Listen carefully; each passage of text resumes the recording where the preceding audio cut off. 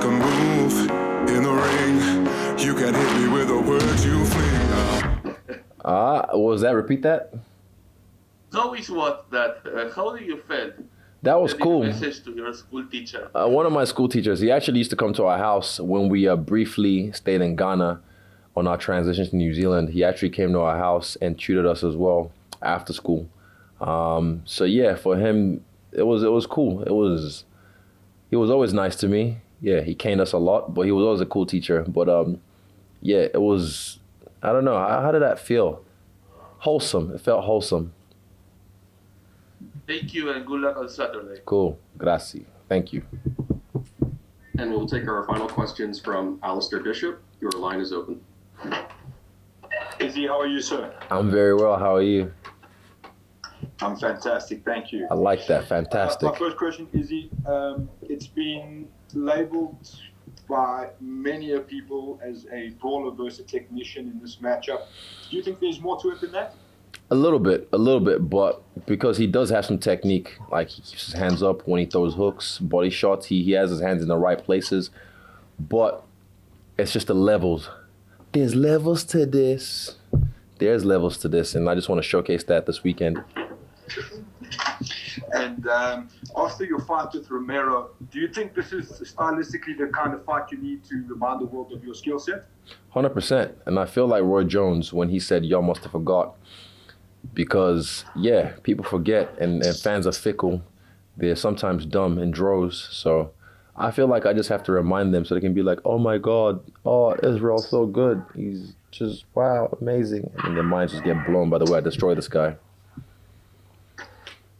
But one of the things that also keeps being brought up is someone's O's got to go. How important is it to you to keep that undefeated record? That's like the same thing with the whole title. Like I've said since the jump that the title is just a fancy tiara. I just get to grab it along the way on my journey to greatness. So same thing with the being undefeated. It's never really been a thing like, oh, I've got to protect it and keep it and it's my precious. Nah, it's just like a ring. It's a fucking O. I don't really care about it. But what I care about is whooping ass. And I'm very good at doing that. One of the things we've seen in the last couple of years in the UFC is the massive surge of African fighters. What do you attribute that to? Do you think there's a work ethic hidden behind there, or what would you say? Man, African women might be the hardest workers on the planet, if I'm being honest with you. I've seen mothers with a baby on their front and on their back carrying a big like tray of plantains on their neck all day in the blazing heat. And that's just one person. And I've seen that work ethic through my people, through my parents.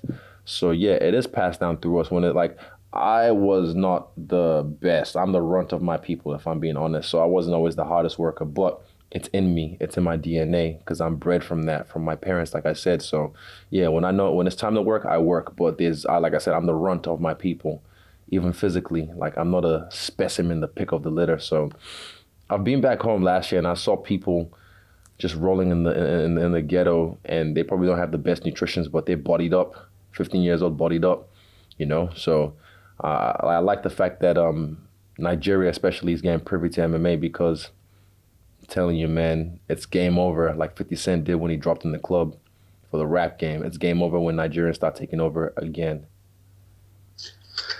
I remember a while back, being from South Africa, you mentioned there was a time where you were in talks with the EFC here locally to possibly fight in South Africa. Yeah. Do you see that in your career, in your future, to headline inside, or let's say Africa, headline a UFC card in Africa before you're done with your career? Yeah, definitely. I feel like honestly, I'd love it to be in Nigeria, and that would be a dream. Someone asked me that question today. That would be a dream destination to fight in because I can just imagine the place erupting, a whole stadium just going crazy of me knocking someone out or submitting someone. But the problem is we are our own problem, and I can say that freely, even though some people might not like me saying that. We are our own problem. There's a lot of red tape in Nigeria and sometimes a little bit of corruption, which is getting cleaned up, but we are on problems. So I feel like South Africa still has its own problems, as every country in the world does. But South Africa has a booming MMA scene, like you said, with EFC, and it would be awesome to be there for a fight. But also, yeah, I think that would be one of the destinations in the future for the UFC when they invade Africa. And the last one for me, Izzy, what advice would you have for young African fighters trying to make their way to the UFC? To the UFC, young African fighters, find the right trainer. That's one thing I'd say. Like, find the right trainer. It's not about getting hit and hitting the other guy back. It's not about how hard you can hit or how tough you are. Those are all great attributes. But finding the right trainer, because I had that in my own career when I was living in Wanganui. My first trainer, I realized he just wanted me to do Muay Thai and I wanted to do MMA. He didn't even like me doing my first MMA fight. And I realized that he tried to shape me to fight like him, you know, his style. And I knew early on that this was not the guy to take me to where I need to go. So I went out and I seek the right trainer, and I'm blessed that I found Eugene Behrman. So I tell them it'll be hard right now because it's a young sport in Africa in general.